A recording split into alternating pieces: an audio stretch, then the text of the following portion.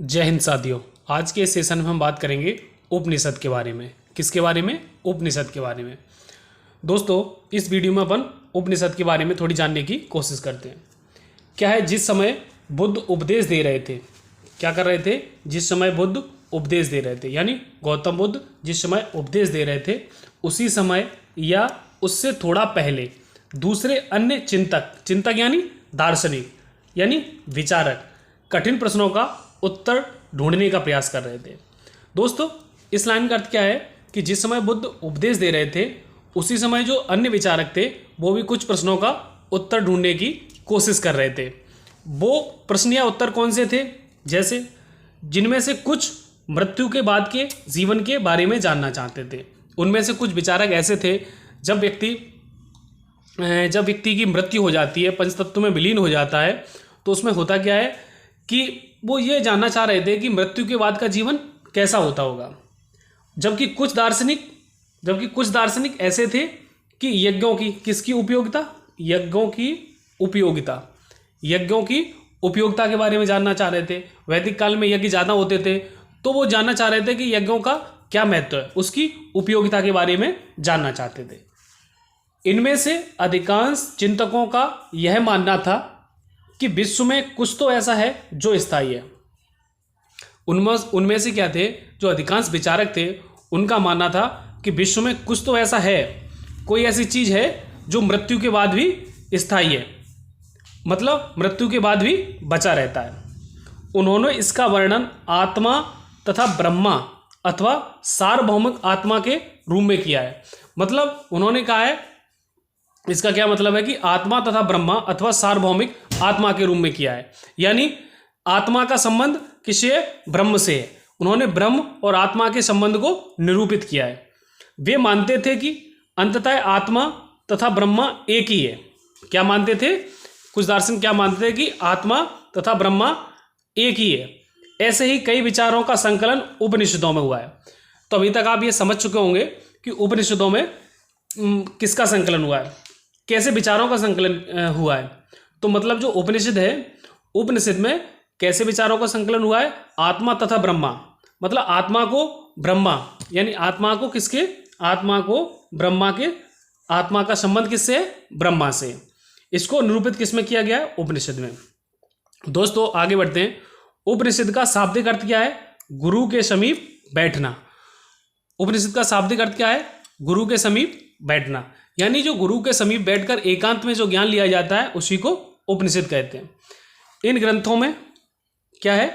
इन ग्रंथों में अध्यापकों और विद्यार्थियों, इन ग्रंथों में यानी किन ग्रंथों में? उपनिषदों में अध्यापकों और विद्यार्थियों के बीच बातचीत का संकलन किया गया है। अध्यापकों और विद्यार्थियों के बीच जो बातचीत होती थी, जो ज्ञान दिया जाता था, गुरुओं के द्वारा जो शिष्यों को ज्ञान दिया जाता था, उनके बातचीत का संकलन उपनिषदों में किया गया है।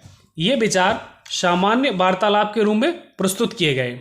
कैसे वार्तालाप में? सामान्य वार्तालाप के रूप में प्रस्तुत किए गए। इन चर्चाओं में भाग लेने वाले अधिकांश पुरुष जो होते थे, वो कैसे होते थे? या तो ब्राह्मण होते थे या राजा होते थे। कैसे होते थे? ब्राह्मण होते थे या राजा होते थे।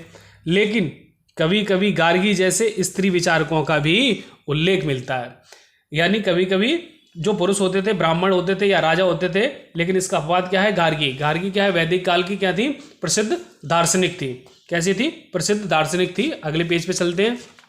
क्या लिखा है इसमें? गार्गी जो थी, विद्वता के लिए प्रसिद्ध गार्गी राजदरबारों में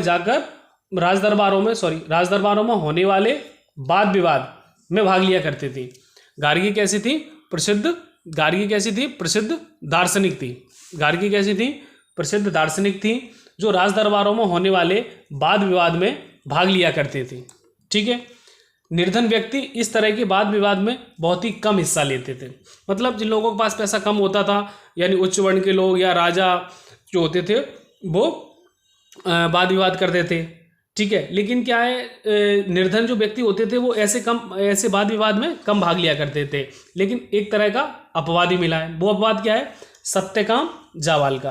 किसका? सत्यकाम जावाल का। दोस्तों, सत्यकाम जावाल कौन थे?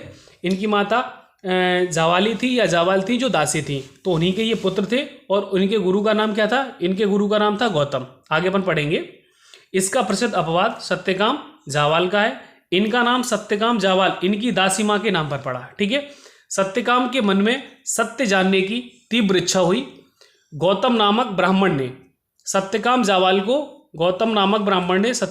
को अपने विद्यार्थी के रूप में क्या किया?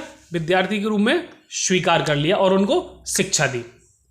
ठीक है, आगे बढ़ते हैं। उपनिषदों के कई विचारों का विकास बाद में प्रसिद्ध विचारक शंकराचार्य।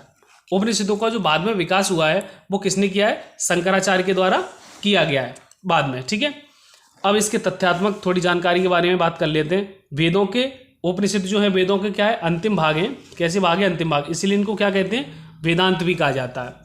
इनमें पूर्णतः दार्शनिक बातें की गई हैं। उपनिषद में कैसी बातें की गई हैं? दार्शनिक बातें। जैसे उन्होंने बताया कि आत्मा का संबंध परमात्मा से, यानी आत्मा और ब्रह्म एक ही है, ऐसी चीज़ें। कुल उपनिषदों की कुल संख्या कितनी है? 108 है, जिनमें से 10 उपनिषदों पर किसने? शंकराचार्य ने टीकाएं लिखी हैं जो ज़्यादा महत्व के हैं। सबसे प्राचीन उपनिषद छांदोग्य उपनिषद है। सबसे प्राचीन उपनिषद कौन सा है? छांदोग्य उपनिषद है। यम व नचिकेता की कथा कौन से उपनिषद में मिलती है? कठोपनिषद में मिलती है। अगर दोस्तों वीडियो अच्छा लगा हो तो वीडियो को लाइक करें, चैनल को सब्सक्राइब करें। Thank you, bye bye.